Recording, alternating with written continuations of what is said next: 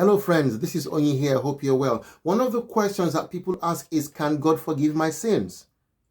If we go to the book of 1 John chapter 1 from verses 8 to 9, if we claim to be without sin, we deceive ourselves and the truth is not in us.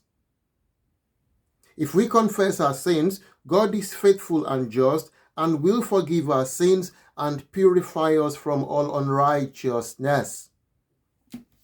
God knows that we are humans, and as long as we live in this world, in this flesh, we will sin, we will commit sins. That was why Jesus Christ came to die for us, to take our place in death, so that when we sin against God, God, instead of looking at us and punishing us, looked at what his Son has done. And as we put our faith in Jesus, forgiveness is given to us by God. So, in Jesus, and because of Jesus, forgiveness is available to you and I. What do we need to do? Of course, put our faith in Jesus as the one who's died for us.